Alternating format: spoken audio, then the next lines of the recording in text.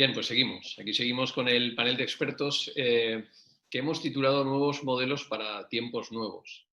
Eh, bueno, a los que me habéis oído, y creo que me estoy repitiendo un poco con esto de un odio personal hacia la nueva normalidad. O sea, cada vez que digo nueva normalidad, esto ha venido para quedarse mientras sudores fríos, ¿no? Pese a eso, si de repente se me escapa, pues lo siento, es que tantos impactos seguidos de nueva normalidad y que esto ha venido para quedarse, pues a uno le termina condicionando la vida, ¿vale? Por eso hemos hablado de tiempos nuevos, porque no creo en la nueva normalidad. Yo, como Rafa Nadal, creo en la vieja normalidad, ¿no? En la normalidad que vendrá cuando tengamos vacuna y que podamos estar todavía como estábamos antes, ¿no? Abrazándonos, dándonos besos y siendo latinos. Entre tanto, ¿qué hacemos? Pues todo lo que estamos intentando hacer ahora. Y bueno, para celebrarlo, para celebrar que estamos juntos, por eso hemos mantenido aire y hemos convocado un panel muy interesante en el que tenemos una visión muy completa y muy coral del sector inmobiliario más allá de lo que es el mundo promotor más tradicional, que ya hemos escuchado, sin que tradicional sea en absoluto peyorativo. Pero vamos a ver otros enfoques que nos pueden ayudar en estos tiempos nuevos, ¿no? Y nos acompañan para ello Teresa Puchades, José Solero, Sergio López y Juan Carlos Guerra. Bienvenidos a los cuatro. Buenas tardes. Y Muchas ahora gracias. pasaré a presentaros con más detalle, pero para que los que están viéndonos lo sepan, tienen una agenda tan apretada que no han podido hacer ni la prueba previa para poder entrar en este lejísimo sistema que tenemos y que pese a todo está funcionando, pese a lo que ha pasado, lo que ha sucedido esta mañana, que hemos tenido ahí un momento de desconexión. Por tanto, desde ya mis gracias más efusivas por sacar tiempo de vuestra agenda y poder estar aquí, porque sé cómo vais y lo valoro mucho. Bueno, no lo sé, lo intuyo. A ti. Vamos a empezar con José Solero, que es ingeniero civil de formación, por tanto, bueno, pues muy pegado a lo que es la parte técnica, la tiene muy clara, pero enseguida lo que hace es lanzarse y hace un MBA en ESADE, en el Business School, y bueno, pues lleva 15 años en la industria inmobiliaria en España en algo que no es técnico, ¿no? O sea, es un técnico no técnico. De estos hay mucho en el sector inmobiliario y también hay lo contrario, con lo cual tiene una visión muy completa, ¿no? de todo. Estás hablando con él y estás hablando de un tema de viabilidad, pero cuidadito porque sabe técnicamente de qué estás hablando, ¿no? Antes de fundar en White Investment o White Real Estate, fue account manager de Altamira, donde bueno, trabajó analizando y valorando y proponiendo operaciones por volumen de 500 millones de euros, o sea, una cosa importante en cuanto a la magnitud, que también es significativo y diferente en este sector, estar manejando cosas pequeñas o muy grandes. Anteriormente estuvo en Bancaja Habitat, en la que fue el director regional de gestión de activos y con transacciones que superaron los 200 millones de euros, ¿no? José, fue un placer conocerte hace muchos años y es un placer y un honor considerarme y considerarnos amigos. Y sabes que te tengo un respeto inmenso por tu carrera y por lo que estáis haciendo ahora en estos tiempos pues tan complejos, ¿no? En el que estáis reinventando permanentemente esa realidad. Además, sois unos activos colaboradores con la universidad, no solo porque estáis en el patronato de la cátedra, sino porque además estáis captándonos, robándonos en el sentido literal y cariñoso de la palabra el talento, ¿no? Porque estáis ocupando a egresados nuestros del máster de edificación, arquitectos técnicos y arquitectos, y bueno, es un plus añadido, ¿no? Una implicación pues que es una maravilla, ¿no? Os presento a todos y así luego entramos en harina. Teresa, bueno, pues Teresa Puchades es la directora ejecutiva de Avance Urbana, una referencia en la ciudad, historiadora con un máster en el Institute of London of Education, New Ways of Teaching History, recién graduada en la Universidad de Valencia, ya se incorpora a trabajar en la empresa Muebles Puchades, directora de Recursos Humanos tras realizar el máster en el Instituto Social de Empresa.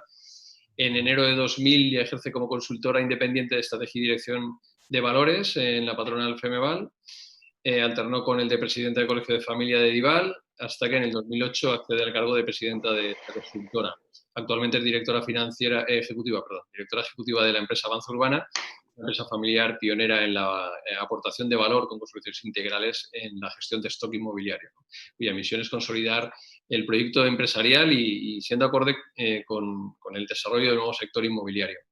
Una persona que conoce la Valencia inmobiliaria como la palma de la mano, con la que he tenido la ocasión de trabajar con el observatorio por la manera, y lo tengo que reconocer públicamente, y lo hago siempre que puedo, altruista de entender el negocio inmobiliario. En un momento como este y en un entorno del sector en el que se nos tacha de egoístas y que cada uno va a lo suyo, pues Teresa nos abrió de par en par su departamento de estudios con una gente espectacularmente preparada y con un detalle brutal, porque viene de todos sus vendedores de pie de calle, y nos lo brindó directamente al observatorio, en abierto, ¿no? Y no solo hace eso con el observatorio, sino que cada vez que convoca una reunión para hacer su informe trimestral, con un nivel de detalle, ya digo, espectacular, pues lo ofrece a todo el mundo. Por tanto, Teresa, de verdad, muchas gracias por ser así y un lujo tenerte en Valencia, ¿no? En el sector y con una empresa como la que tienes, ¿no? Por contar conmigo. Bueno, Juan Carlos Guerra es otro amigo, ¿eh? Es el CEO partner de Nexo Homes, es economista, censor jurado de cuentas, máster ESADE, inicia su actividad profesional en PricewaterhouseCoopers durante 7 años. En los últimos 20 años su actividad ha sido plenamente inmobiliaria en empresas de la construcción y siendo referencia y director gerente y socio de algunos de los proyectos de las compañías del sector como Secopsa, Maibe, Fixa, Grupo Pinar, Hogar y Jardín. Y actualmente pues con un proyecto que es muy interesante y que nos contará ahora como vehículos de inversión y como coinversión en Nexo Homes, ¿no? Juan Carlos, muchas gracias por tu constante apoyo y por la visión que también tienes del sector, ¿no? Y bienvenido. Sergio López, otro amigo que ya es también casi un clásico, ¿no? En nuestro congreso. Es el CEO de Vivendea, arquitecto técnico y arquitecto por la Universidad Politécnica. Ya sé que te sientes como en casa, porque es tu casa. Siempre. La fue durante mucho tiempo. Bueno, lo sigue siendo y espero que lo sea más todavía, porque hay una intención clara de adherirse a la cátedra. Es CEO Sí. de Vivendea, plataforma digital que agrupa y estudia necesidades de los usuarios. Nos lo va a contar luego en detalle, ¿no? Pero que le da la vuelta al negocio inmobiliario y el cliente se pone en el centro y a partir de ahí, ¿qué quieres, cliente? Que nosotros te lo hacemos, ¿no? Él lo contará muchísimo mejor. Es la primera startup del programa PropTest de aceleración de Lanzadera y Cebre en 2018, finalista en el Barcelona Meeting Point, Startup Contest del 2019, con el programa de aceleración La Salle Tecnova en Barcelona. Un auténtico emprendedor número uno, una visión espectacular y un optimismo irredento. Y a lo mejor esa sonrisa que nunca te quitas. Optimismo del realista. Pues muchas gracias y poco que añadir. No vas a añadir muchas cosas. Y vamos a empezar ya con lo que toca, aparte de esto, que era muy importante para situaros, ¿no?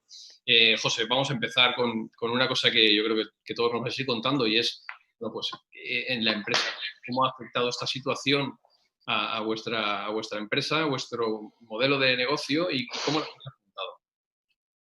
Pues cómo ha afectado. Yo lo resumo con mi equipo. Tú estás sentado en el comedor de tu casa y entra un Boeing y aterriza en el comedor, ¿no? O sea, aquello de algo totalmente inesperado, que no sabes cómo no puedes prever y que te obliga a tomar decisiones muy rápidas y con consecuencias que son difícilmente medibles.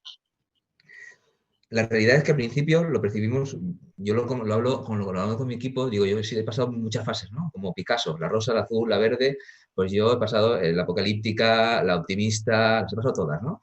Y cuando, ahora, en este momento que ha pasado ya un tiempo, pues la realidad es que ha traído cosas buenas y cosas, y algún cambio que nos ha obligado.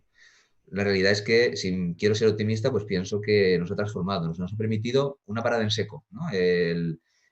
Una empresa como una nuestra que ha crecido pues, en los 5 últimos años de una forma rápida, pues ese crecer rápido pues tiene aparejado cierto falta de proceso y cierto desorden, ¿no? Quizás. Pues esta parada nos ha permitido poner muchísimo proceso en los proyectos y nos ha permitido tener una capacidad de análisis que a lo mejor en el día a día no teníamos, que estábamos más enfocados al desarrollo de nuevos proyectos que al seguimiento de algunos. Y por otro lado, lo que hemos tenido es una transformación digital escandalosa, ¿no? Teníamos un ERP que nos llevábamos un año intentando implantar, que no acabábamos de sacar adelante, y de pronto el ERP es fundamental, nadie puede trabajar sin él, lo necesitamos todos y se convierte en una piedra angular de la empresa. Por otro lado, a nivel de negocio, pues nuestra decisión inicial fue orientarnos al 100% a lo que teníamos entre manos, ¿no? A las inversiones que teníamos de nuestros clientes. Nos olvidamos de nuevos proyectos, paralizamos cualquier inversión y nos orientamos a hay que sacar esto adelante, hay que generar confianza, hay que hacer planes de toma de decisiones sobre cada proyecto, porque si no somos capaces de poner esto en el sitio, no habrá nada futuro que gestionar. Sí, entonces tenemos que ser capaces de generar confort con los cambios que conlleve.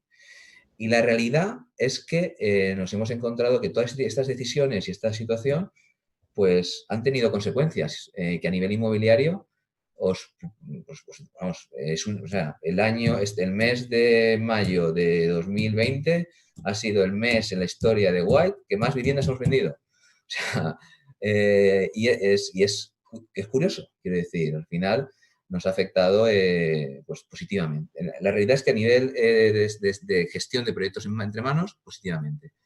Posteriormente, pues lo que tenemos es un cambio en el objetivo de inversión, en el objetivo, en el plan estratégico a futuro que evidentemente vamos a tener que reenfocar. Yo creo que los proyectos que nosotros manejábamos, que eran proyectos que tenían duración de 2-3 años, pues hoy el mercado de inversión los considera de altísimo riesgo. En cambio, pues eso nos obliga a buscar proyectos más proyectos de TIR, ¿no? Proyectos con duraciones más cortas, que a lo mejor con rentabilidades más cortas, pero que el inversor perciba con una mayor seguridad. Bueno, pues efectivamente yo creo que es complementario de otros modelos y hablábamos, por ejemplo, de la rehabilitación como una opción de que el ciclo se acorte, ese ciclo del que estás hablando, y quizás el reuso también es una de esas claves, ¿no? En ese sentido, Teresa, bueno, vosotros os ha sucedido lo que a todos. En vuestro caso, el histórico de la empresa tiene un recorrido larguísimo y que ha pasado por diferentes fases.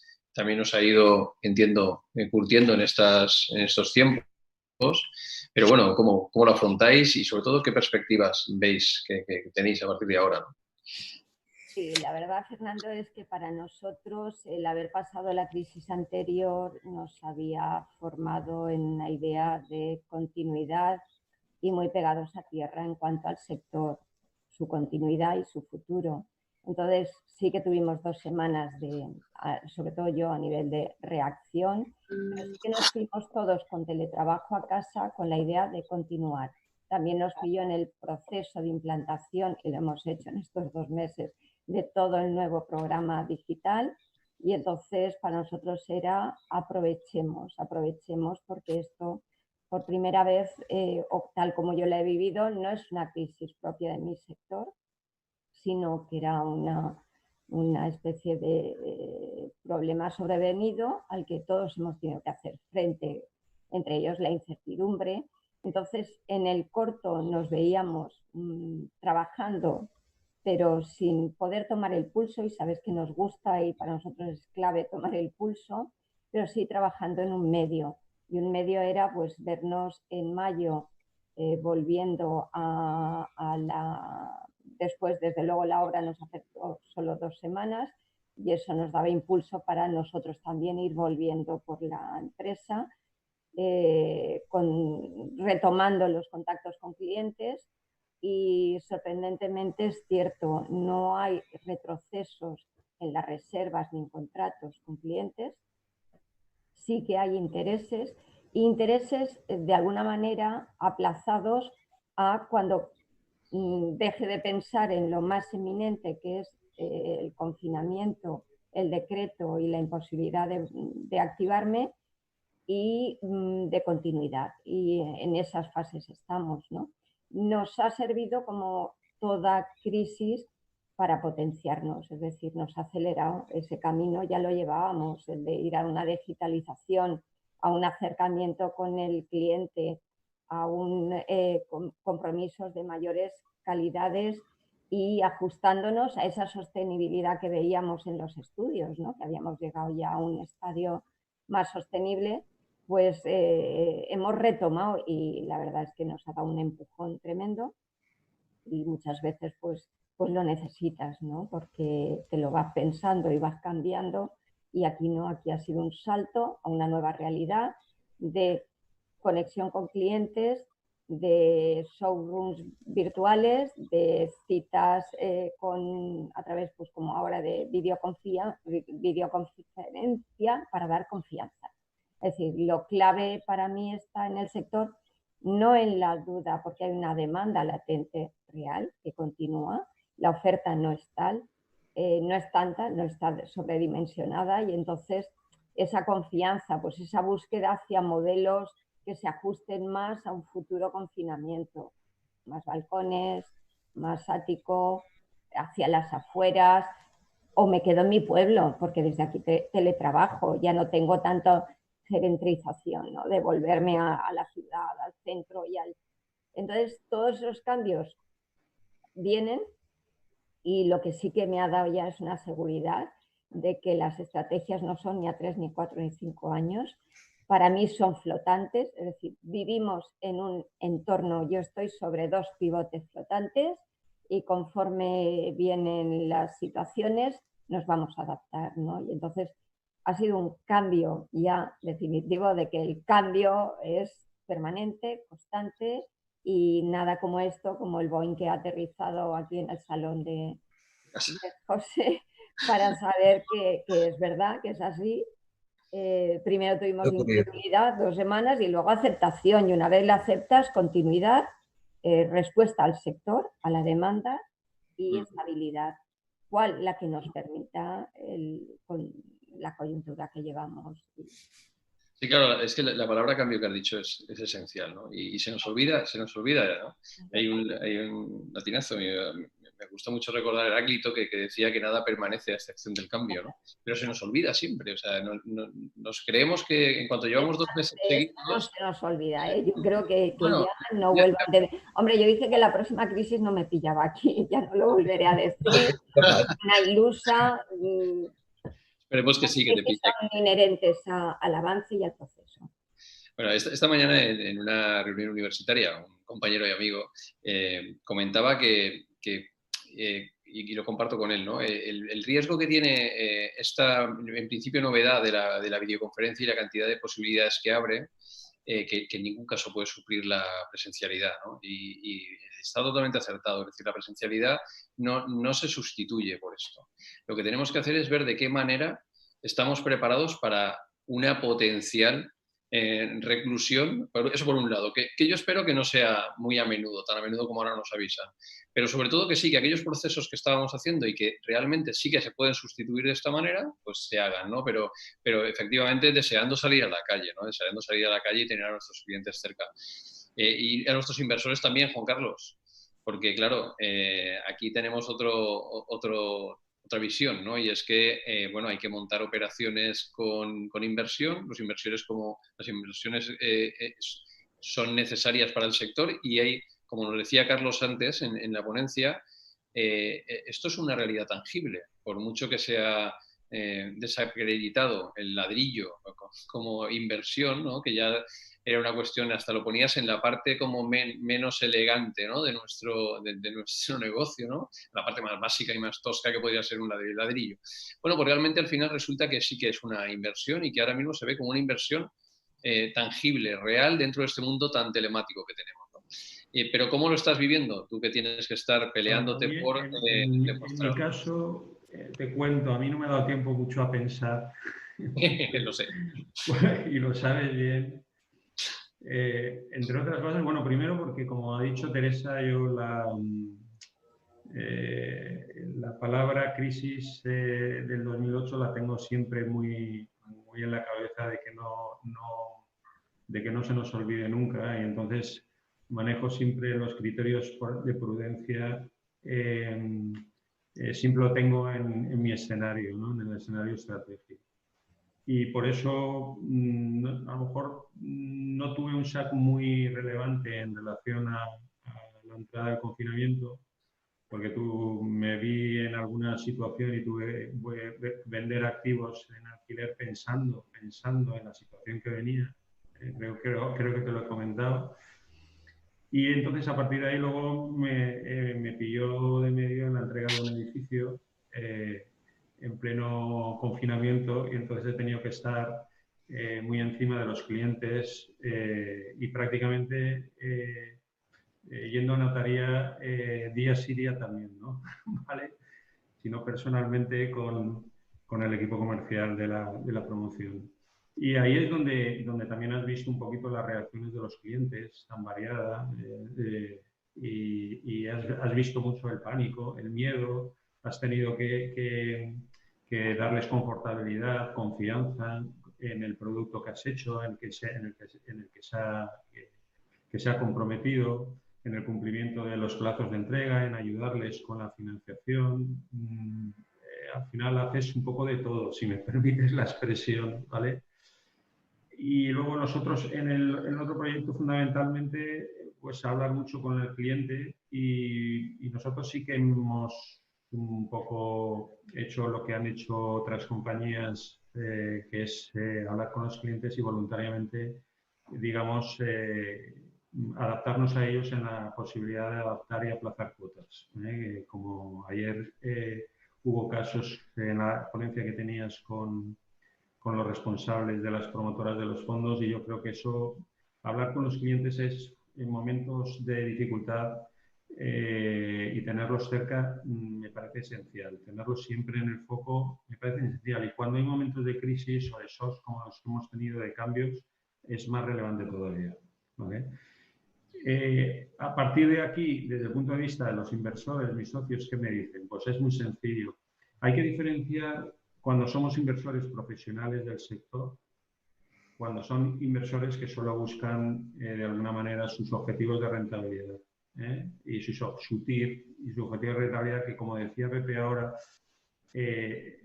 cuando llegan momentos como los de ahora buscan más seguridad, la prima de riesgo es mayor, nuestro sector, la prima de riesgo es mayor, y por tanto buscan que los plazos sean más cortos.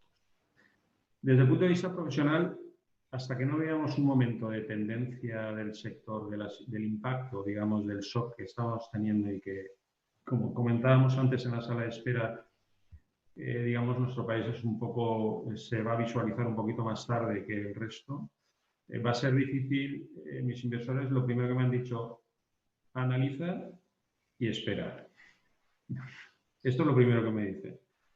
Vamos a ver septiembre y en función de la evaluación del impacto de septiembre hablamos, ¿vale? Desde el punto de vista del vehículo profesional, con profesionales como socios, me dice que analicemos y busquemos activamente las oportunidades de cara al posicionamiento a cuando la situación se normalice, ¿vale? Estos son los dos mensajes claros que me están facilitando. Aquel que busca, digamos, su TIR y su seguridad, avancemos con los proyectos rápidamente, cuidemos al cliente y cuanto más rápido vaya la terminación de los proyectos, mejor. Desde el punto de vista de nuevas oportunidades, esperar y ver. Bueno, yo recuerdo que, lo tengo que confesar en público, ¿no? Que esta crisis a todos nos ha dejado momentos, ¿no? Y yo recuerdo el momento en que nos vimos en marzo con casco, pantalla y mascarilla en uno de tus proyectos en los que tengo la suerte de estar participando, ¿no? Como arquitecto, y la situación era complicada, que decíamos: qué bien se está en casa, ¿no? Qué miedo salir de casa, ¿no? Y es una de las cosas que hemos comentado, y por eso lo de mi casa es mi refugio. Pero fíjate, No solo, perdona que la interrupción, que también lo hablamos, y discúlpame. aquellos que en aquel momento, que estábamos en aquel momento teniendo que estar en esas circunstancias y con ese pánico y miedo, es el mismo que aquellas personas que esa situación, de alguna manera, están saliendo ahora. Y ese proceso de adaptación lo tienen que pasar, porque todos lo estamos pasando. Perdona la interrupción. No, sí, pero fíjate que es así. Lo que pasa es que en ese momento había una cosa que, bueno, lo estoy diciendo prácticamente todos los ponentes y bueno, yo mañana, perdón, a última hora luego lo reconoceré de otra manera más explícita para que quede, ¿no? Ese reconocimiento a estos héroes que hemos tenido, porque el concepto de héroe obviamente es que el que da su vida, arriesga su vida por los demás, o sea, no es que lleve capa, ¿no? Y el mundo sanitario ahí, pues evidentemente se merece un reconocimiento espectacular, y todos los que han sido declarados esenciales. Ese día yo me sentí muy orgulloso de estar en el sector inmobiliario porque éramos esenciales. Estábamos contribuyendo a que el PIB no se viniera abajo. Recuerda toda la tensión que tuvimos, un debate importante que Juan Carlos, desde el punto de vista de la propiedad, con un punto de generosidad importante, decidió cerrar la obra antes de que se ordenara por el gobierno, por las autoridades, para proteger a los trabajadores de la construcción, porque en ese momento no había medios para los sanitarios imaginados para el sector de la construcción, ¿no? Fue un acto de generosidad que fue muy bien recibido. La constructora ha estado a un nivel espectacular también. Y bueno, hay que reconocer que ese talante que estáis demostrando, pues al final es el que hace que salga adelante un proyecto, ¿no, Juan Carlos? O sea que un placer estar compartiendo el viaje contigo y con tu equipo. Y Sergio, pues nada, vosotros estáis en la cresta de la ola de la innovación. Y ahora la ola ha subido unos cuantos metros, se ha convertido en un tsunami, pero ahí arriba seguís, ¿no? Yo creo que es un momento para reivindicarte todavía más lo acertada de la visión que tienes, ¿no? De poner al cliente de verdad en el centro. Y me gustaría que nos comentaras pues cómo lo estáis viviendo, qué está sucediendo estos días en esa plataforma viviendea.es. Pues yo poco recojo todos los comentarios y el Boeing que aterrizó en casa de José, la fortuna es que nuestra casa aterrizó pero derribó el muro contra el que nos estábamos dando, ¿vale? Que era básicamente, por ponernos en contexto, nosotros nacimos en el 2015 y en el 2015 sacamos, bueno, vivienda.com, para los que no nos conozcáis, no somos una promotora, no somos un estudio de arquitectura, somos una plataforma que lo que hace es aglutinar a usuarios demandantes de vivienda de obra nueva, conocer sus necesidades, para luego ponerlos en contacto con promotores, arquitectos y constructores y generar la oferta, la mejor oferta posible, que es la que se ajusta a la demanda, poniendo al cliente al principio del proceso. Es decir, se puede ajustar el proyecto arquitectónico si conoces las necesidades. No cometer errores de salir con un proyecto que no se ajusta a la demanda y que luego no tiene ventas y que es difícil volver para atrás. Entonces, ¿qué ha provocado ese Boeing que ha derribado nuestro muro? Pues que un mundo conservador, nos engañemos, como ha sido el sector inmobiliario de obra nueva, que ha sido muy reticente a la digitalización. Ha comentado Teresa también que ahora todos, que la ERP ya es fundamental y que todos queremos digitalizarnos. Pues perfecto, para nosotros perfecto. Nosotros tenemos una propuesta que pone en valor y en el centro al cliente, y estaremos encantados de que la digitalización haya llegado para quedarse y que, como tú muy bien y como ya habéis dicho, aportar de una, y lo pondremos en mayúscula, puñetera vez, el valor que aporta todo nuestro sector a la sociedad, que es mucho. ¿Y cómo lo estamos viviendo? Pues lo estamos viviendo como una plataforma digital, expectantes, porque este confinamiento ha hecho el mayor ensayo posible de vivienda en España. De eso creo que hablaremos un poquito más adelante y con más tiempo. Y la gente ha tenido acceso a mucho tiempo a Internet, a iPads, y de una manera orgánica la plataforma nos ha llenado de usuarios que están esperando. No sabemos si todos van a poder pagar, que también creo que es un debate que podremos tener, ¿vale? Pero esperando a tener una vivienda, como también ha dicho muy bien Teresa, con amplias terrazas y amplios jardines, y no tanto en el centro de las ciudades. Fernando, lo tienes en silencio. Perdón, el micro. Sí, es que estaba atento. Bueno, es para que no... Aquí pasan cosas mientras. Entonces, bueno, Sergio, pues efectivamente, luego hablaremos de parte de ese proyecto que vas a contarnos, ¿no? Cómo ha ido. Yo personalmente he participado en esa encuesta, luego hablaremos, ¿no? José, los procesos y los procedimientos, yo sé que tú personalmente eres muy de procesos, de muy afilar el lápiz permanentemente a ver cómo conseguimos mejorar. Y recuerdo que tuvimos para el primer informe de este año, el primer informe de marzo, final de marzo, del observatorio, lo teníamos preparado, más mono nos iba a quedar, una preciosidad, ¿no? Hasta que apareció el maldito bicho y nos tiró todas las previsiones a la basura, ¿no? Entonces, bueno, conectamos para que nos dijerais los patronos cómo lo veíais y la verdad es que tu visión era pues diferente, y el optimismo estaba en unas bajas, ¿no? En ese momento, ¿no? Una fase apocalíptica. Pues era una fase de estas que tenemos todos de hoy no es el día de hablar con José, ¿no? Y la verdad es que, bueno, pero lo que decías estaba totalmente fundamentado, estábamos en periodo de hibernación, recordáis aquellos 15 días tan duros. Y bueno, la cuestión sería esos procesos. Tú decías, es que ha habido gente a la que ahora ya no hay que demostrarle que no tenemos que estar juntos en la misma habitación para que la cosa funcione, ¿no?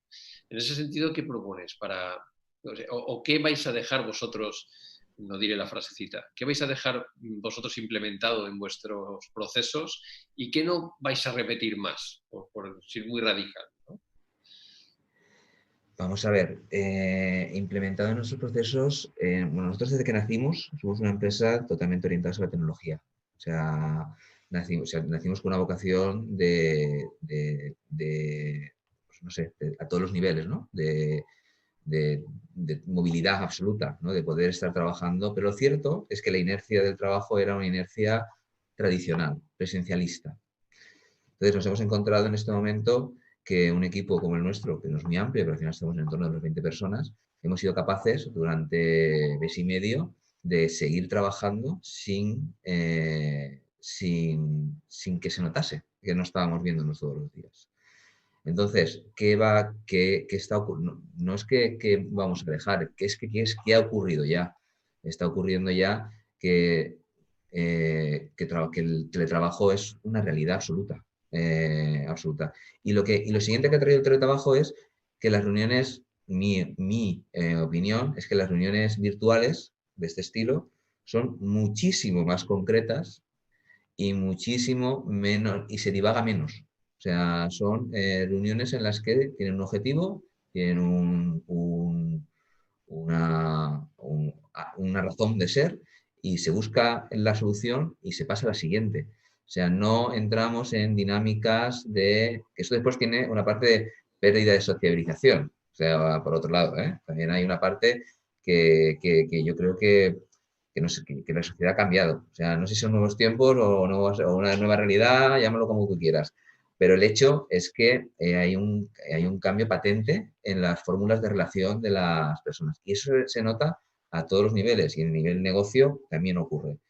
O sea, entonces, ¿qué ha pasado con los procesos? Bueno, que en nuestro caso lo que hemos conseguido ha sido definir muy claramente cuál es nuestra cadena de valor. O sea, es verdad que yo soy una persona muy orientada a procesos, soy una persona por formación ingenieril, entonces al final los ingenieros tenemos el estigma de que tenemos una cabeza estructurada por cuadraditos, ¿no? Pues en mi caso, los cuadraditos pues no son todos iguales, ¿no? Ahí son diferentes. Pues esa forma de pensar lo que nos ha ayudado es a definir pues eso, una cadena de valor y después lo que nos ha ayudado es a cohesionar el equipo. O sea, estábamos muy acostumbrados a trabajar en departamentos estancos y costaba mucho en las empresas que se entienda que cada uno en un proceso inmobiliario, en un proceso de negocio, en lo que sea, aporta algo a una cadena de valor y que tu trabajo genera consecuencias en el trabajo de los demás. Por eso, presencialmente ha costado, cuesta mucho y en cambio virtualmente se entiende perfectamente. De manera que se han generado interrelaciones entre nuestros diferentes departamentos que nos han ayudado a ser más eficientes en la apuesta. De manera que, si tú me preguntas hoy, yo estoy, una de las cosas de las que más orgulloso estoy es del equipo que tengo o que tenemos en la empresa. Tenemos un equipo, o sea, cualquiera de las personas que tenemos en cualquiera de los puestos, para mí son top. Pero, y el equipo es bueno, era muy bueno. Hoy, además de ser un equipo bueno, es un equipo muy cohesionado. O sea, un equipo que ha remado durante 60 días en una dirección, todos a la vez y con un objetivo común. Y eso, en una empresa con una cultura tan corta como la nuestra, para nosotros es muy importante. Sí, la verdad es que sí. Estabais orientados y bueno, esa orientación ha servido de guía, ¿no? El problema es que nos ha venido de una manera tan sobrevenida que nos lo hemos inventado de un día para otro y cada uno lo ha hecho como buenamente ha podido, ¿no? En el ámbito de la universidad, por ejemplo, pues lo cuento y yo también lo conté, pero el esfuerzo que hizo el centro de cálculo de la universidad para ponernos a 45.000 personas de un día para otro prácticamente en una plataforma educativa nueva y movernos, pues nos ha hecho ponernos a andar, pero a trompicones. Quiero decir que ahora lo que toca es, bueno, se ha salvado o se está salvando el expediente y lo que toca es mejorar, ¿no? Entonces, en ese sentido, interesantísimo que analicemos bien los procesos y que no digamos teletrabajo, ya está, ya no se trabaja más físicamente y teletrabajamos así, ¿no? Pero ¿y qué pasa con los que no tenían esa cultura, Teresa? Es decir, en el mundo promotor local más pequeño, pues es verdad que es donde, y más tradicional, que no es vuestro caso para nada, pero te digo a ti por la parte que tienes de conocimiento del sector, por esa visión que tienes de todas las promociones que hay en Valencia. Teresa tiene en su despacho un mapa un plano de la ciudad de Valencia con unas chinchetas con cada una de las promociones activas en cada momento. O sea que por eso es que le puedes preguntar lo que quieras, que te dirá rápidamente en dónde está. ¿Ese promotor cómo está, Teresa? O sea, ¿cómo va a afrontar esta situación o cómo está consiguiendo desenvolverse si igual no tenía ni siquiera, no digo internet, pero casi? Yo creo que cada crisis pone a prueba un sistema y el que no avanza se queda al margen, ¿no? Es muy difícil no entender hoy una relación desde un teletrabajo con dinamismo. Yo también he vivido el compromiso de toda la plantilla. Han estado totalmente comprometidos con su trabajo y sus objetivos.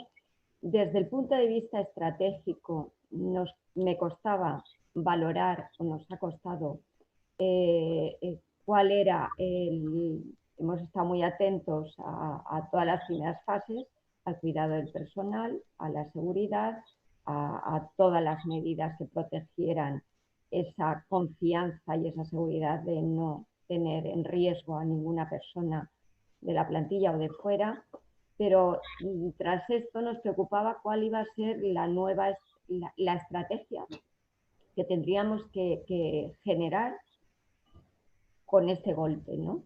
Y he de decir que se trabaja en una semana lo que antes se trabajaba en mes. Es decir, yo a final de mayo hubiera sido incapaz de, con todos los proyectos que llevábamos, hacer el plan de continuidad o de cómo íbamos a acabar el año, ¿no? En esta semana, con un trabajo y esfuerzo y análisis y pulsando como siempre cómo estaba despertando la actividad, hemos podido cerrar, ¿no?, los proyectos, cómo creemos que se van a comportar, cuáles son los objetivos de esta fase, y dentro del sector la verdad es que vemos que sí, que indirectamente nos ha metido en una campana de crecimiento, pero que tenemos realmente una continuidad y que nos pillaba en una época de un fortalecimiento en las bases muy afianzado, es decir, tenemos una seguridad de demanda, de oferta, de ajuste, de financiero, de solidez, de robustez de las empresas. Y con todos estos aspectos y viendo cómo se está comportando el cliente, y hay cliente para esta oferta, necesita esa confianza y esa tranquilidad y ese acercamiento. Entonces estamos implementando lo que es esa importancia de todo alrededor del cliente, que queríamos traerlo, que no sabíamos nunca cuándo llegábamos, ahora la tenemos. Y la verdad es que entendemos que el sector inmobiliario no es que ha recuperado el papel y el peso que debe tener, sino que creemos que es parte de la recomposición del PIB de este país, pero lo creemos convencidamente porque es el momento y la oportunidad, y hay muchos mensajes a que, colaborando con la Administración, podamos recabar ese gap de vivienda necesaria para acceso a primera vivienda de jóvenes, ese gap de vivienda social, que nos comprometemos los promotores que estamos en activo a generarlo, y que se trata de hacer realidad el plan de vivienda que se merece esta comunidad y este país. Entonces yo veo una oportunidad por encima de todo, a pesar de la crisis y toda su conmoción, ¿no?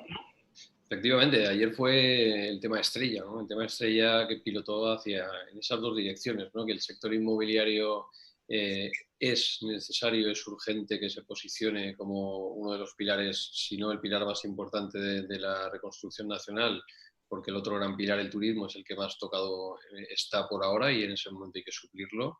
Y luego que las administraciones, que también fue una de las conclusiones más importantes de la ponencia de los colegios profesionales y agentes del sector, tienen que implicarse, tienen que generar ese plan de vivienda que permita a los jóvenes optar a comprarse una vivienda y no estar en unos alquileres imposibles, ¿no? Y que eso va a generar una cantidad de empleo. Nos comentaba Antonio Olmedo, ¿no? Que cada vivienda que se comienza son 3 puestos de trabajo directos y otros 2 o 3 indirectos, ¿no? Eso multiplicado por 100.000 viviendas, pues se puede sacar el número de una manera rápida, ¿no? Esta mañana, bueno, hace un rato, en una de las ponencias más universitarias, más académicas, hemos visto un estudio importantísimo que se ha hecho desde el máster con muchísimo rigor hacia nuevas soluciones de industrialización, algo que nos pidió la Asociación de Promotores también. Y esa sería la pregunta que te lanzo ahora, Juan Carlos, ¿no? En el mundo inversor, lógicamente se está percibiendo que, como tú has dicho, miramos bien, esperamos. Bien sabes que en este sector no se puede esperar mucho, porque hay que tomar posiciones precisamente en estos momentos, ¿no? La cuestión es dónde miramos, como nos dice también José, ¿no?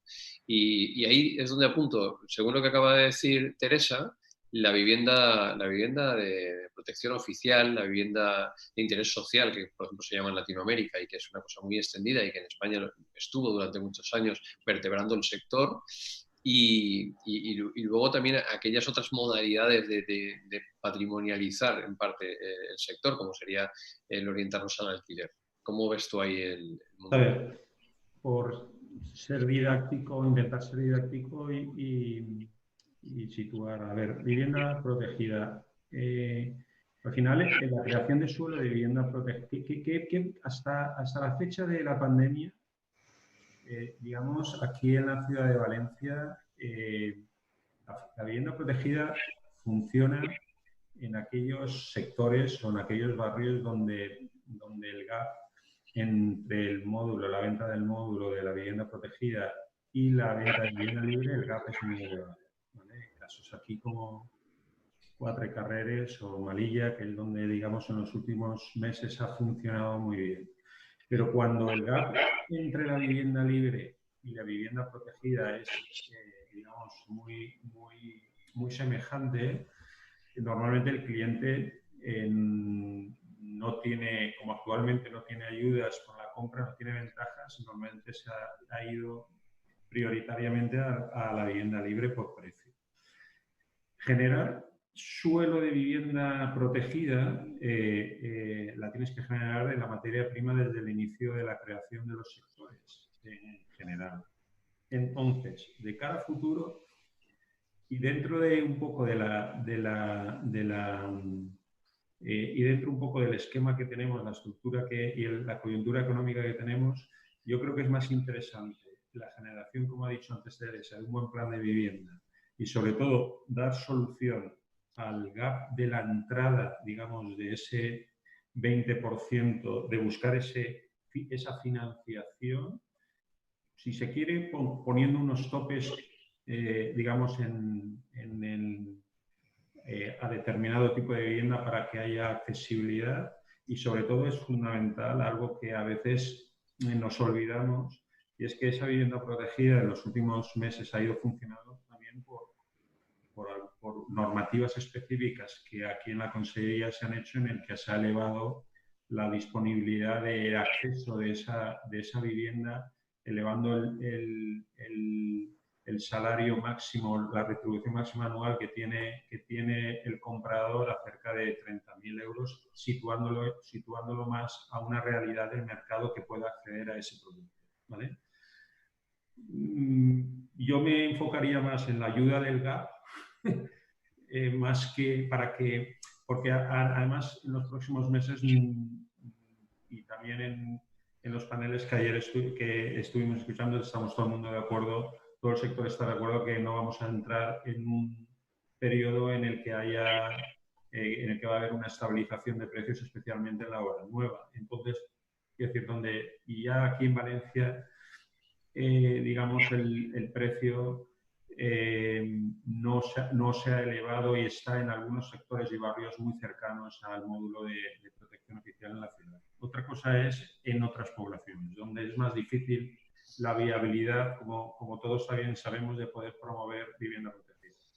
Claro, en esa línea es en la que te comentaba, ¿no? Que realmente son dos cosas complementarias. Claro. Una, como tú bien dices, es el centro, bueno, los diferentes centros de la ciudad en los que, bueno, pues por la escasez de suelo y el prestigio de vivir en determinada zona, pues es imposible encontrar una vivienda protegida que salgan los números en la inversión, y si no salen los números es imposible la viabilidad.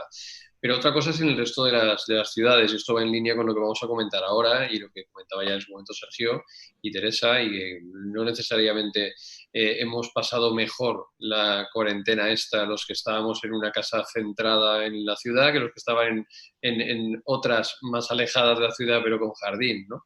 Pero es verdad que ayer en uno de los debates importantes se centró y se concretó, por ejemplo, como ejemplo en Ana Patricia Botín cuando mencionaba conseguir esa financiación puente que garantizara con un aval del ICO, pues que pudieran entrar, ¿no? Entonces, eso es una cuestión que se tiene que meditar, como también sabemos no fue muy bien acogida por las instituciones, pero yo creo que habrá que revisar un poco eso y bueno, le darán una vuelta, porque yo creo que lo más social que podemos hacer es que la gente tenga acceso a la vivienda y acceso a comprar una vivienda. Donde pueda ser vivienda protegida porque estemos en un lugar en el que el ratio se permita construir, pues se hará, y si no, pues evidentemente habrá como dos tipologías, ¿no? Se complementan, yo creo que sí. Y bueno, Sergio, yo creo que tiene mucha información al respecto de dónde quiere vivir la gente, ¿no, Sergio? Cuéntanos esa encuesta de Viviendea, qué es lo que ha arrojado, más allá de lo que hemos podido leer. Seguro que te has guardado algo para contárnoslo ahora en primicia, que no nos oye nadie. Bueno, sabéis que en Viviendea somos preguntones, que nos gusta preguntar, luego pensar y luego hacer.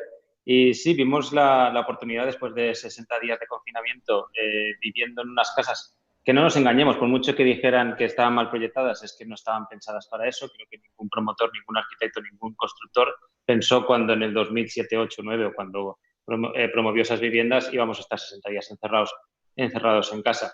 Y vimos la oportunidad para tras esos 60 días, ver hacia dónde tenía que ir la nueva vivienda. Una nueva vivienda que también no nos engañemos, que si tenemos que empezar el proceso ahora de promoción, las empezaremos a ver dentro de 2, 3 o 4 años y veremos dónde estamos o cuántas pandemias habremos sufrido. A ver, de los datos que arroja el estudio, que prácticamente respondieron cerca de 2.000 personas, sí que parece que la demanda sale del centro de las ciudades para irse a las periferias. Esa mancha de aceite parece que es cierta, que ha llegado para quedarse, y que se busca ya no tanto la masificación del centro, donde parece que no proliferan tanto las terrazas y los espacios públicos, como la periferia, donde es más fácil tener ese jardín o esa terraza y ese elemento privativo que te dé ese soleamiento y aire que muchos no hemos podido tener. También viviendas más grandes. Aparece esa estancia multiusos, prácticamente también el 70 y pico % quieren una tercera o cuarta habitación para teletrabajar, para hacer yoga, para meter a los niños cuando molestan, o para hacer cualquier cosa que evidentemente en una vivienda como las que tenemos ahora ha sido difícil compaginarlo. Luego la terraza, evidentemente la terraza y el jardín, 85% quieren terraza o jardín, un elemento privativo de donde poder respirar, donde siempre decimos donde poder hacer la fotosíntesis y no tener que salir a la ventana. Y sobre todo han contestado que quieren una muy buena y lo cual nos sorprende una muy buena conexión a Internet en todas las estancias. Lo cual, ¿Una pregunta? Sí, sí. exactamente, claro. ¿Qué edad? ¿De qué perfil de edad estamos hablando? ¿De qué? Perfil de edad. Prácticamente ha sido todo en 35 y 45 años. Estamos hablando de vivienda prácticamente reposición y yo creo que han sido los que hemos tenido niños, los que más hemos sufrido el confinamiento acompañados de pequeñas criaturas, los que han respondido a esta encuesta.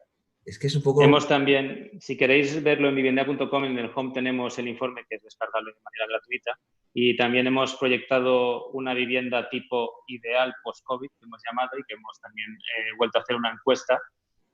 También otro de los datos que no he dado, que prácticamente el 45% tiene una cocina abierta al salón, lo cual provoca un debate siempre eterno. Perdona, ¿qué porcentaje, Sergio, ha dicho? 47% cocinas más grandes y abiertas al salón comedor. Hemos vuelto a hacer otra encuesta sobre la vivienda ideal y prácticamente el 50% ha dicho que olería toda la casa a pescar. Bueno, ese debate es tan sencillo como cerrar la cocina al que quiera tenerla cerrada y abrirla al que la tiene que tener abierta. Pero seguimos hablando de que al final el potencial comprador sigue siendo el comprador de reposición. Sí, a ver, yo os quiero recoger el guante porque yo este debate siempre lo pongo encima de la mesa. Parece que estamos hablando también del build to rent y de que el alquiler ha llegado para quedarse y que los millennials no tienen ese sentimiento de pertenencia. Yo creo que es que no lo tengan, es que no pueden. O sea, básicamente... ¿De verdad? O sea, sí, no, yo creo que sí, que tú compras una experiencia de un coche alquilado, compras una experiencia de un viaje, compras una experiencia, pero a día de hoy, entre una hipoteca y un alquiler, siempre y cuando, evidentemente, no tengas una necesidad de movilidad, yo siempre pongo el escenario, no pongas el escenario ahora, ponte el escenario dentro de 45 años cuando te jubiles, es que no puedes ahorrar. Un alquiler, siempre y cuando puedas tener un remanente para ahorrar, te lo entiendo, pero cuando prácticamente te estás gastando todo el salario en el alquiler, no sé dónde vamos a ir.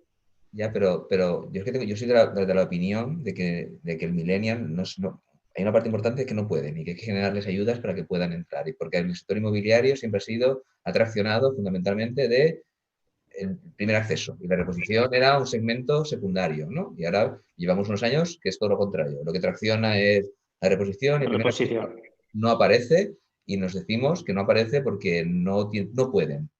Pero no pueden o no quieren. Porque una vivienda es un ancla. Yo creo que no pueden realmente, porque está la libre elección de que puedes estar en alquiler o en compra, pero realmente cuando hemos visto en el estudio del observatorio reciente que muchos de los barrios de la ciudad de Valencia es mayor la tasa de alquiler que la de hipoteca, eso hace que realmente sea atractivo. Y lo que no tienen los de 30, 35, 40 es ese 20-30% necesario 30%, correcto. para la vivienda. Ahí estamos todos. Cuando Botín ha lanzado esta oferta que nos pareció a todos muy valiente, atrevida, necesaria y ojalá se... Y en el momento que lo hizo, Teresa. Pero sabemos que el gobierno no ha recogido el guante, pero sí compañías aseguradoras están analizando el complemento porque es viable, es decir, es viable y es negocio para todos. Y si necesariamente yo tengo hijos de edad que buscan y todo el grupo de gente a su alrededor buscan, o gente joven que lleva 3, 4 años en la compañía con un gran futuro, no pueden acceder. Es decir, o se mantienen en la casa de sus padres o se van a viviendas entre 4 y pagan 400 euros. Pagan una barbaridad. Los padres ayudan al acceso, Teresa. Entonces, sí, así los padres se han espabilado después de la crisis anterior y muchos de ellos no quieren comprometerse, ¿no? Sí. Entonces, ha tomado la delantera la reposición, pero no porque sea más amplia, sino porque es la que en este momento se le da el filtro de financiación. Exacto. Los jóvenes, entre los contratos, la incertidumbre y sobre todo el no ahorro, de hecho a mí me dice gente, es que yo como mucho podría ahorrar 6.000 euros, pero 10.000 al año no me da. Es que lo tienen hasta ese nivel, ¿no? Entonces realmente creo que el gran debate es porque luego estará el que quiere movilidad y lo quiere, el que no quiere su Pero eso es otra cosa. Pero dentro de ese núcleo de necesidad de vivienda, realmente no acceden a una vivienda con eficiencia energética, con calidades mejores, con aislamiento acústico, con ventilación cruzada, con una serie de características que no tenemos nosotros en nuestras viviendas, que ojalá pudieran llegar a ello. Estoy contigo. En la vivienda que hemos proyectado, y que digo, os invito a descargaros el informe, hicimos un cálculo con los datos del observatorio para un precio medio en Valencia de 2.000 euros metro cuadrado. Son 135 metros cuadrados sin elementos comunes, o sea, nos llevamos unos 150. Es que estamos pasando, con IVA y con tal, estamos pasando de los 350.000 euros. Hay que tener prácticamente 90, 100.000 euros ahorrados para poder acceder a esa vivienda. Es que no lo tiene, es que no se tiene. También os invito a pasaros por el mapa PropTech. Empiezan a haber soluciones de financiación paralela y también empiezan a aparecer soluciones interesantes de alquiler con opción a compra. Es decir, un fondo que compra la vivienda y que durante los 5, 7 o 10 años tú, parte de las cantidades que has entregado, puedes quedarte con la vivienda. Son soluciones también interesantes que empiezan a sumar además del 95% de cuestión que... Ahí si me permitís un poco... Sí. Las fórmulas del alquiler con opción a compra son muy interesantes y son viables, pero en un escenario siempre de estabilidad de mercado de precios. Cuando hay cierta, mucha incertidumbre económica, ¿vale? Y entonces la opción de compra de alguna manera no tiene la seguridad de que el cliente te vaya a ejecutar la compra-venta. Y entonces es una operación de alquiler. Y tienes que descontar también un poco el desgaste de mantenimiento que tiene la vivienda para el caso que de alguna manera el cliente no se la queda al segundo o al tercer año. Pero es una fórmula de acceso muy buena que aparecen siempre en momentos, mi teoría es que aparecen en los momentos siempre más oportunos, más delicados de la incertidumbre para licuar el stock. No sé si los demás colegas estaréis de acuerdo. Me encanta moderar cuando no hay que moderar. Perdón si no os podéis imaginar lo que se agradece. No, perfecto. Es que es una maravilla porque estoy sacando los temas uno a uno y muy ordenaditos, ¿eh? En eso también, como decía José, es mucho más operativo aquí, porque si no estaríamos levantando la mano y gritando cada uno lo que más pudiera. Sí. Pero aquí una cuestión sería, cuando has comentado el tema del alquiler con opción a compra o el negocio del Build to Rent, que ayer también monopolizó en parte la estrategia de los grandes fondos. Porque al final no deja de ser una inversión, efectivamente, otro modelo de negocio, pero que hay que ver de qué manera, o si es interesante, que es la pregunta que os lanzo, el negocio promotor tiene que necesariamente, en las empresas que se dedican permanentemente a él y no con un carácter puramente oportunista en el sentido de oportunidad de inversión, no peyorativamente de nuevo, que aquí hay que explicarlo todo, sino aquella promotora que lleva su ADN de promover, que tenga una pata patrimonialista que pueda conjugarse con estas formas que acabas de decir, de tener pues una posibilidad de que pueda ser el alquiler con opción a compra. Realmente, como tú dices, Juan Carlos, depende del ciclo en el que estamos. Y nuestros ciclos son tan cortos, por mucho que digan que son largos, en cuanto a la estabilidad o no, que realmente cuando alguien está 5 años en una vivienda y su situación económica no ha cambiado, yo creo que le cuesta más irse que quedarse, ¿no? Claro. Entonces, esa es mi percepción. No sé vosotros que tenéis más experiencia ahí, ¿cómo lo veis como una posibilidad real de que nos vayamos? Como también ha dicho Teresa, tenemos varios lugares que tenemos que estar posicionando si son boyas, ¿no? Me ha encantado eso. Y el océano se mueve mucho. Una puede ser eso, puede ser alquiler con opción a compra basado en el Build to Rent. Yo concibo, digamos, el negocio del Build to Rent, pero la promoción en patrimonialista, en alquiler, son totalmente negocios totalmente independientes, absolutamente independientes. Y por tanto es una buena salida para los promotores a nivel de diversificación, pero siempre bajo la figura de que hay dos vehículos. Uno, el promotor, el profesional promotor que diseña el producto adaptado para el alquiler, ¿vale? Con todo el equipo, y luego el cliente final que es un cliente patrimonialista, que puede ser una filial tuya que tú tengas dentro del grupo, que solo sea y que movilice recursos adicionales para la operación patrimonial, o un vehículo, un fondo o un vehículo solo a nivel digamos, que trabaje solamente el alquiler y que promueva a su vez y diseñe el edificio y se lo haga él mismo, ¿vale? Y se haga la misma compañía. Entonces, para mí el negocio Build to Rent es negocio por una parte de promoción y por otra parte la de alquiler.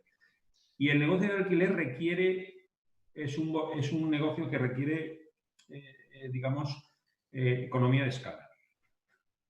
Y para tener economía de escala necesitas movilizar un nivel de recursos que el promotor local es difícil que acceda a él, salvo que no venga apoyado con la ayuda digamos, de una inversión financiera. Un inversor de una solución híbrida.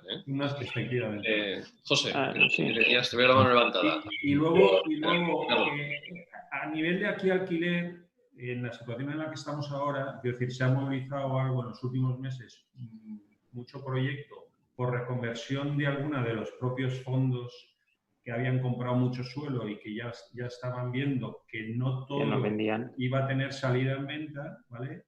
Y eso por una parte. Y luego este shock que hemos tenido, desde mi punto de vista, un poco al hilo de lo que hemos hablado antes, también va a tener que primero normalizarse, digamos, la morosidad de alquiler de aquellos que han sufrido, que están en ERTE, y ver un poco la situación del empleo cómo queda para poder, digamos, movilizar nuevos proyectos. Esta es mi opinión al respecto. Yo lo que quería incluir es la falta de estructuras financieras fáciles, accesibles, que permitan el desarrollo de Build to Rent. Aquí estamos hablando de que una entidad financiera que es un partner fundamental a la hora de desarrollar un proyecto inmobiliario, claro, hoy solo quiere hablar de preventas. De ventas. De preventas o de ventas, quiero decir. Entonces, financiamos ventas, creo que vi por ahí hace poco. Claro, para empresas como... Yo estaría encantado de desarrollar proyectos Build to Rent, pero claro, si no tienes un comprador final del producto finalista, totalmente, un fondo, una SUCIMI o lo que sea, no tienes garantía de repago para la entidad financiera y el proyecto nunca saldrá adelante, salvo que metas unos fondos propios brutales. Con lo que la rentabilidad de cara a los inversores que invierten con nosotros cae en picado. Entonces, yo creo que el Build to Rent es un producto de futuro, pero que requiere que aparezcan estructuras financieras adecuadas para su desarrollo. Correcto. Es fundamental, quiero decir, porque es que si no, pues no, o sea, tú puedes pensar, tú puedes validar un edificio en Malilla o un edificio en Cuatro Carreres, que tú vayas a alquilar viviendas a 700 euros, 2 dormitorios, ¿tú qué crees que va a ocurrir? Que vas a tener un 100% de ocupación. Claro. Eso a lo mejor no le vale. Y con ese 100% tienes el pago de la hipoteca, no le vale. No, tienes que tener el comprador desde el principio, absolutamente desde el principio del ciclo. O tener un balance de la matriz potente que permita una patrimonialización y una garantía, ya no desde el vehículo de inversión, sino desde arriba, desde la matriz. No, a ver, yo creo, José, que no lo he analizado en profundidad, pero Neinor ha tenido que movilizar recursos independientes a una filial independiente con fondos aparte, porque es un negocio totalmente paralelo. Bueno, de su principal accionista, que es el comprador final de los muebles. Efectivamente, a eso me refiero. Accionista. Tienes que poner dinero nuevo para movilizar Tiene que aparecer un comprador que te compre, que te pague el 20% durante la ejecución de la obra.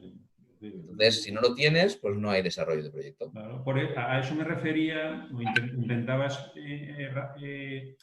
que es muy difícil que, los promotores locales podamos acceder a esa magnitud de recursos si no vienen acompañados de un fondo detrás que te compre, digamos, el edificio desde el primer momento. Te acabas convirtiendo en promotor delegado, no eres... Claro. O en un gestor.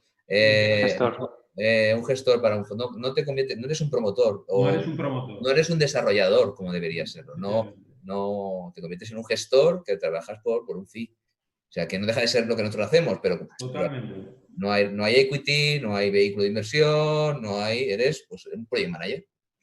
Correcto. Pero ¿no veis que el mercado va más para ahí, hacia el servicio? Sí, yo estoy convencidísimo que es un camino potente, muy potente. O sea, si analizas el mercado de stock de Valencia del alquiler y la calidad de mercado que tienes, es penoso. Quiero decir, es un mercado que tiene un gap de crecimiento espectacular. Podrían aparecer un montón de edificios en alquiler y estarían con unos porcentajes de ocupación altísimos. Porque Pero estamos en una dicotomía, hay una necesidad de poner parque de vivienda nueva en el mercado tremenda, pero luego hay falta de accesibilidad. ya, no, pero no falta de accesibilidad. Nadie cierra el círculo. Del comprador final, que es lo que estábamos hablando antes. No de, o sea, lo que decíamos, un Build to Rent genera exactamente los mismos puestos de trabajo que un edificio de primer acceso. Lo mismo. Estamos obsesionados en generar líneas de desarrollo para poder que el millennial nos compre viviendas y nos olvidamos de presionar en obtener estructuras financieras adecuadas para el desarrollo de Build to Rent, que hoy por hoy yo creo que es un negocio más estable hasta que llegue a su punto de equilibrio. Y yo añadiría seguridad jurídica. Es decir, yo creo que muchos de los procesos de llegar a un Build to Rent se paralizan porque hay tanto cambio y tanta incertidumbre que no da lugar a generar un parque profesional de vivienda. Y bueno, sin hablar de lo que ocurre con la ley de arrendamientos urbanos, que te cambia cada 2 por 3, o con el riesgo que asumes como promotor de proteccionismo que hay del cliente final. Bueno, pues lo ponéis complicado, entonces, ¿no? Pero, No, si lo mejor de estas cosas, no es cuestión de poner problemas, es cuestión de conocerlos. O sea, lo que no podemos es pensar que no existen. Es decir, no me refiero a eso. Me refiero a que por lo que os oigo, ¿no? Veo que la opción de hacer viviendas para alquilar solo pasa porque lo puedan hacer los grandes, ¿no? Un poco así con carácter general. Pero realmente, vamos, mi experiencia incluso personal con algunos grupos más pequeños es que pues algún family office está invirtiendo también de esta manera. Es decir, pequeños grupos de inversión están haciendo promociones más pequeñitas, de 10 viviendas, 5 viviendas, 10 viviendas. Y están haciendo pues como una boutique, por así decirlo, a otra escala, como efectivamente comentaba Juan Carlos, un tema de escala. Pero bueno, que recojo la idea, ¿no? Y es verdad, o sea, yo creo que el factor escala aquí es fundamental, ¿no? Está por un lado el fondo, que si tiene un problema levanta la mano y le caen millones de una manera más rápidamente que a otro y no tiene que ir a financiarse, que es lo realmente complicado, porque el sector financiero tradicional pues no es un negocio, no es un negocio, eso lo comparto totalmente, ¿no? Bueno, el tema de los costes de construcción, que también se habló ayer, y del impacto del precio de venta, que creo que todos hemos coincidido en que no va a tener un impacto directo porque no hay ningún fundamental que lo indique en cuanto a la vivienda de obra nueva. Yo creo que es un acicate más para analizar esa propuesta que le están poniendo ahí a Sergio en su encuesta de Vivienda, de que igual es que hay que buscar los solares en otros lugares, ¿no? Quiero decir que esto abre un poquito el campo a que con una buena conexión, y conexión me refiero a todo, conexión de comunicaciones físicas, de poder desplazarnos de una manera rápida, a llegar a la ciudad y poder coger transporte público y no tener que meternos con el coche dentro de la ciudad. Y podemos vivir en las poblaciones del área metropolitana, incluso más allá del área metropolitana, a 25 minutos, 30 minutos, y ahí el precio del suelo está mucho más relajado, ¿no? Incluso hay otro tipo de empresas constructoras y otro mundo. No sé cómo lo veis. José, tú tienes por ahí proyectos en diferentes lugares. Pues la verdad es que lo que estoy viendo es que la demanda se orienta directamente ahí. O sea, ha habido una orientación clara de estos 2 meses me hubieses preguntado en febrero, ¿cuál es el producto estrella en este momento? Te hubiese dicho 4 carreras, o te hubiese dicho una promoción céntrica, lo más céntrica, vivienda en un entorno determinado, con unas métricas determinadas. Hoy, yo creo que la demanda está mucho más...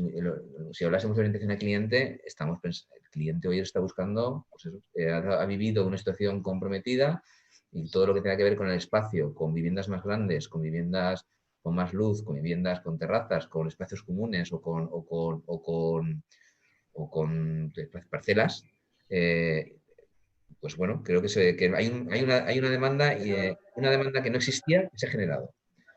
Creo que eso va a generar una reactivación, ¿no? Va a haber una reorientación. Yo creo que hay algunos proyectos en Valencia que van a sufrir en ventas, que van a tener una ralentización de las ventas, que es el primer análisis que yo hacía. Es decir, o sea, en nuestro análisis es las viviendas que tenemos vendidas, el cliente es oro, hay que tratarlo y hay que atenderlo y hay que orientarse a él y hay que tratarlo con todo el cariño para que se sienta, para que nunca, en recursos humanos la palabra sería engagement, ¿no? Para que se quede enganchado a ti, ¿vale? Para que no le tenga que levantar la cabeza y ver qué hace la competencia.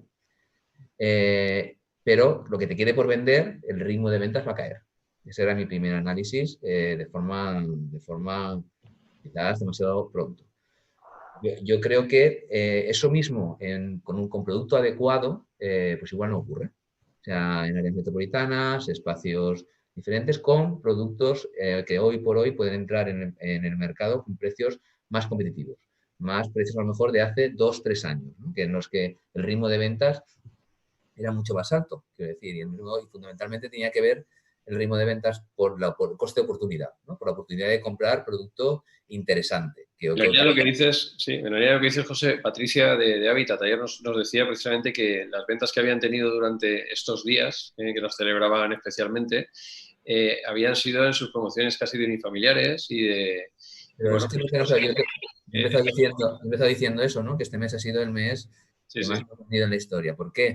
Porque al final nuestras viviendas, pues por convencimiento propio, o nuestras viviendas, con sus vehículos de inversión que desarrollan viviendas, pues están orientados a ese tipo de producto. Pues, ¿qué ha ocurrido? Que se han incrementado las ventas porque tenemos unifamiliares, porque tenemos viviendas con terrazas, porque tenemos viviendas que antes competían contra un producto y hoy se convierten en producto estrella. Y Teresa, lo que está comentando José, que vosotros también tenéis pues, diferente tipología de producto y sobre todo tenéis una red comercial que como ya está en la calle además lo estáis percibiendo. Esto que se recoge en la encuesta de Vivendea, que claro, cuando dice el precio, Sergio, pues es lo que todos nos imaginábamos, ¿no? Porque había una cosita que no ponía en la encuesta y es ¿y cuánto tienes que pagar por ello? ¿no? Pero, obviamente, quiere decir que es una cosa que es así. ¿Lo estáis percibiendo como una de las estrategias a seguir? Es decir, porque esto es una toma de decisión importante. O sea, lo que os comenta Sergio, que yo sí que lo he visto, porque yo también he estado trabajando en una línea similar a esta, ¿no? De buscar una vivienda totalmente transformable, incluso que se pueda hacer una pista deportiva dentro para ir corriendo entre los pasillos. En fin, se me ha rayado mucho la cabeza ahí, ¿no? He tenido tiempo para todo. ¿Estáis planteando el enfocar hacia otro tipo de producto también, al menos una parte? Bueno, en primer lugar, te he comentado que nos había costado llegar a planificar el año, pero en este momento tenemos una visión sobre la situación. Lo que no nos atrevemos en este momento es a ver cuál es el proyecto nuevo. Es decir, ahí tenemos incertidumbre. Y lo que sí que hemos notado es una orientación se han vendido 3 áticos de distintas promociones en estos momentos, ¿no? Y el proyecto que vamos a arrancar, pues hemos potenciado mucho más las terrazas, balcones y estamos un poco... ¿Por qué? Porque es el cliente que está con posibilidad de compra y con una determinación de mejorar el proyecto que ya tenía, ¿no? De vivienda. Entonces, la reactivación viene un poco por estos elementos de más calidad, ¿no? Que se convierten un poco en prime en este momento porque es lo que está tirando, ¿no?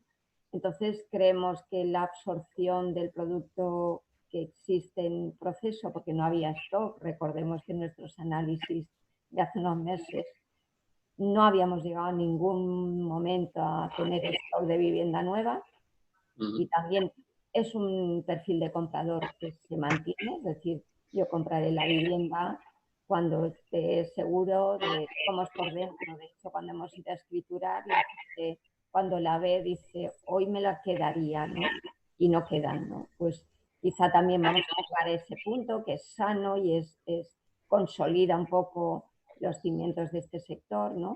Y en esta línea vamos a potenciar un poco estos aspectos, ¿no? Es decir, un modelo más adaptado a esa demanda latente. Y luego vamos a ver, es decir, cuando Sergio hablabas de esos 2.000 euros metro cuadrado, la gente joven no pasa de 1.400, 1.500. Claro. Es decir, de 175.000, Claro. 30.000 euros para la entrada. Y realmente es que es la demanda insatisfecha, porque la otra demanda de reposición la hay, pero es una delgada línea que es la que hemos satisfecho, porque también hacemos un porcentaje de viviendas muy, muy bajo, ¿no? Estamos en 2.500, 3.000 años iniciadas, ¿no? Que abundando en esto, Teresa, que como comentas, en las sesiones previas a que nos encerráramos todos, hablábamos de ese stock, con la intervención de Alejandro Escribano, que nos ilustraba, ¿no?, históricamente cuántas viviendas necesita la ciudad de Valencia, y que ni de casualidad estábamos en el stock. Ayer, por ejemplo, Sisto Bayo, de Neinor, lo que decía es que con este parón, que también estáis anticipando todos, de decir, vamos a parar a pensar, ¿no? Vamos a quedarnos quietos y a ver qué hacemos. Y en septiembre cambiamos de canción. Seguimos con el dúo dinámico, pero será, en vez de Resistiré, pues al final del verano, ¿no? Pasamos a esa canción. Y entonces ahí vamos a tener un tiempo en el que ese stock de viviendas de la ciudad de Valencia, dentro de unos meses, de 20 y tantos meses, va a ser todavía peor. Es decir, vamos a tener un momento en el que no va a quedar vivienda de obra nueva en las zonas en las que hemos estado mirando todos, y quizás estén apareciendo en estas zonas que en el chat ya empieza a moverse, ¿no? Y René Marcos Flores nos preguntaba eso, ¿no? Que lo que he comentado antes, es decir, esto sí que es alguna tendencia que parece que se va a quedar. Se va a quedar porque aquí hay algo más que un modelo de vivienda, que hay un modelo de urbanismo. Yo también lo comentaba el presidente del Colegio de Arquitectos, ¿no?, Mariano Bolán. La ciudad está cambiando. Incluso nos la están cambiando a base de carriles bici. Quiero decir que la ciudad de Valencia y de maceteros se está convirtiendo en una ciudad amigable para ir en un vehículo personal, que sea bici, que sea patinete, que vayas andando, y odiosa para ir en un coche, ¿no? Con lo cual... Bien, la calle Colón. ¿Eh? No, la calle Colón. Sí, la calle Colón, que está en vuestras oficinas, pues bueno, efectivamente. Tengo que visitaros y tengo que aparcar por allí, pues me acuerdo mucho de que, vamos, me gustaría poder ir en el tranvía desde la universidad y luego coger me cuesta 45 minutos desde la universidad hasta la calle Colón, con un transporte público. Esa es la situación. Bien, no voy a entrar en ese debate, que es un debate necesario, pero es verdad que hay un modelo de ciudad y que vamos hacia allí, por la sostenibilidad, porque lo que todos buscamos.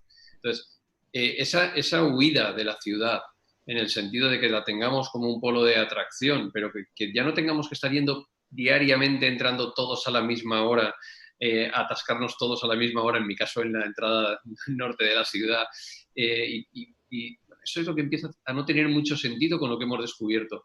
Por eso digo, yo creo que las promotoras se están interiorizando de verdad que igual el modelo de negocio sí que hay que diversificar, y aquí, Juan Carlos, sí que cabe la diversificación. Es decir, cabe porque es el mismo modelo de negocio, pero voy a irme a un lugar en el que tenga unas rentas igual un poco más bajas, pero ojo, no tanto, porque serán los mismos que trabajan en la calle Colón, ¿no? Estás trabajando en la calle Colón, pero tú llegas, aparcas en un aparcamiento para que puedas desde ahí coger un... ¿Que te lo tienen que hacer? Vehículo, que te lo tienen que hacer. Sí, todo eso está claro, pero yo recuerdo que cuando tú vas a Londres, os recuerdo cuando vais a Londres, que habéis estado hace poco seguro, ¿no? Y tú llegas a Londres y no tienes que plantearte cuántos minutos me quedan para que llegue un metro o me llegue un autobús, porque va a pasar instantáneamente, no te lo planteas. Cuando tengamos esa situación en Valencia, que llegará, en ese momento la situación cambia, porque tú coges tu coche y estás a 15 minutos o 20 minutos de dejarlo y a partir de ahí moverte por la ciudad. Bueno, pues es una estrategia que creo que tiene que considerar el sector, porque, insisto, estamos ante un cambio, desde mi punto de vista, de relación de la persona con la ciudad y con el urbanismo, no solo con la vivienda, ¿no? ¿Qué os parece, Juan Carlos? Y tenemos que ir acabando. ¿Qué te parece a ti, Juan Carlos? Bueno, a mí me gustaría, estás describiendo el modelo americano, ¿eh? Es decir, de ciudad, ¿eh? Un modelo cercano a la ciudad, ¿eh? En el que la gente vive en el extrarradio en su mayor parte, salvo en las grandes ciudades, y la gente va a trabajar. Pero utilizan el coche propio, Juan Pero Carlos. utilizan el coche con la diferencia de que hay una infraestructura. Tenemos en el chat, está hinchado de nuestros queridos amigos latinos y que nos están indicando mucho eso, ¿no? Desde República Dominicana, Colombia. El atasco en la ciudad, como no tienes la infraestructura del parking a las afueras, claro, pues te obligas a meterte en el coche en la ciudad y entonces se genera un... No, es el atasco, pero el modelo es ese. El modelo es conseguir ese transporte público y ese... Pero está en nuestra mano.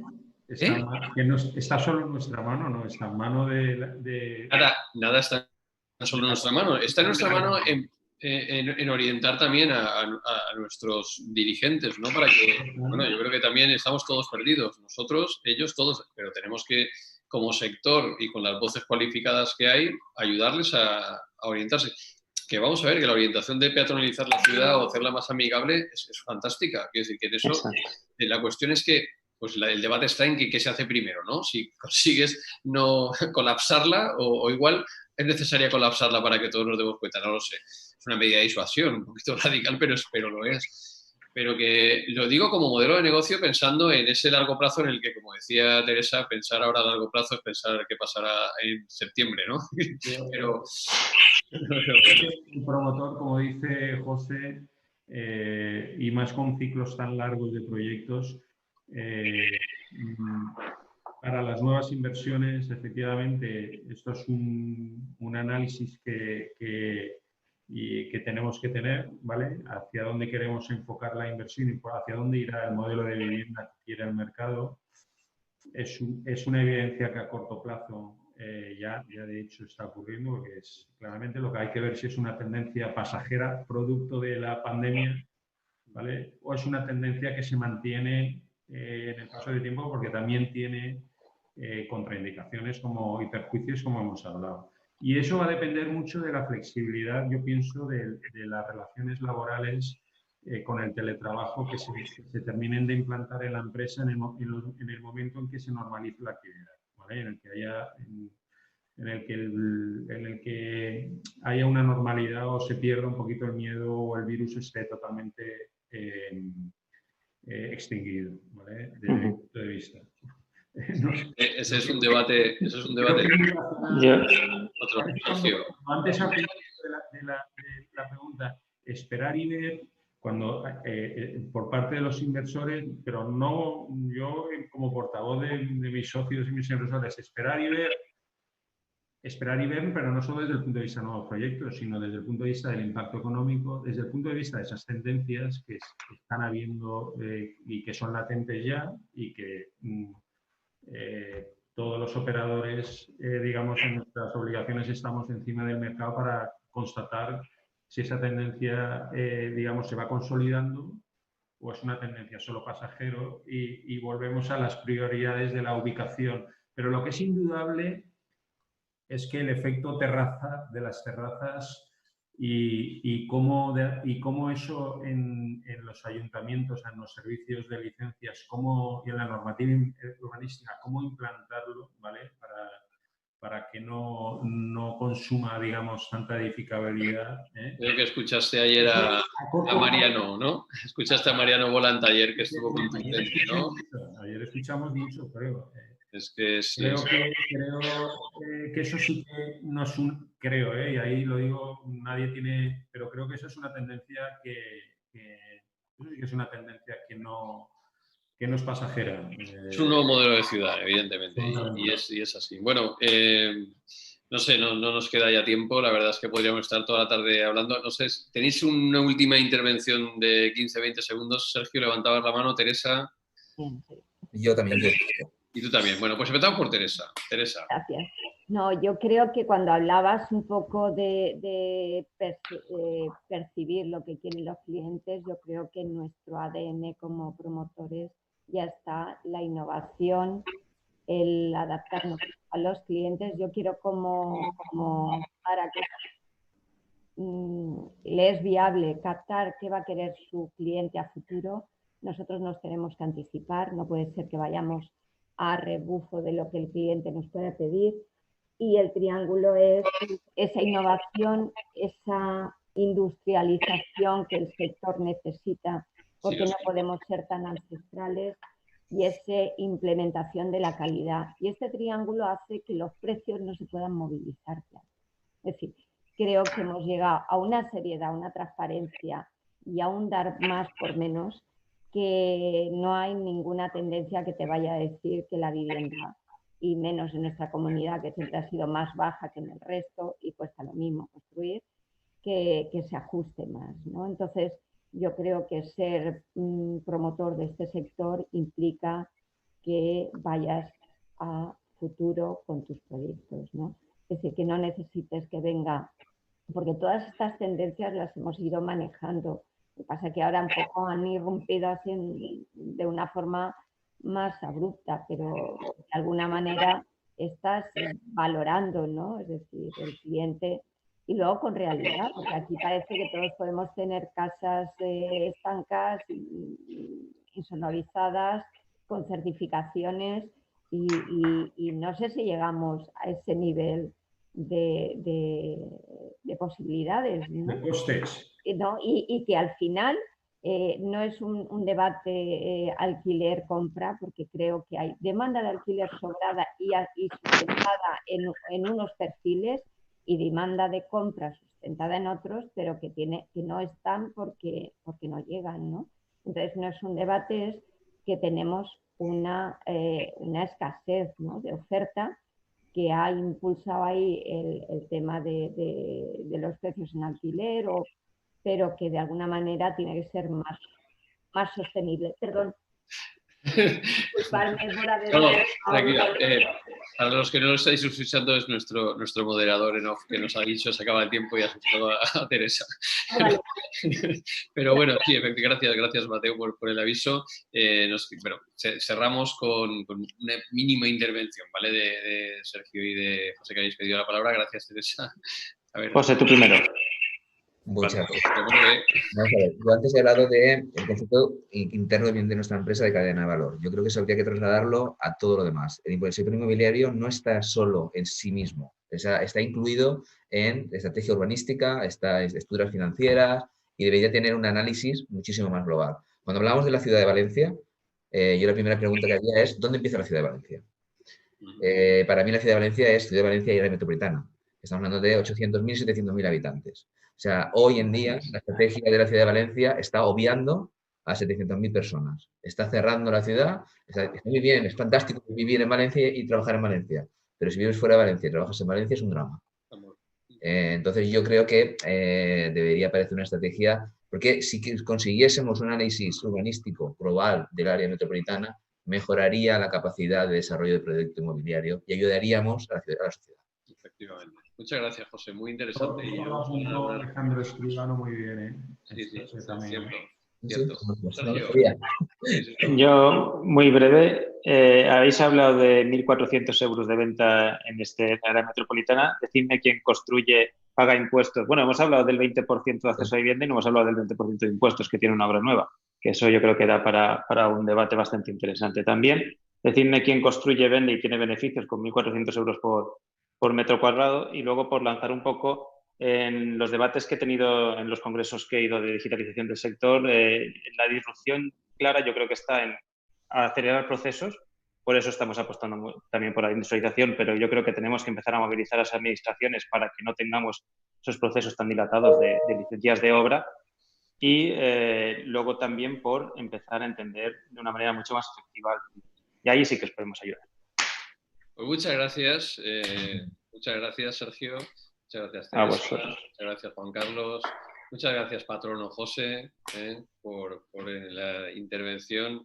Y de verdad que ha sido un auténtico placer, que por momentos me habéis hecho estar como un espectador más, que es a lo máximo que puede aspirar un moderador, que se automoderen sus invitados. Un lujo, como siempre, teneros y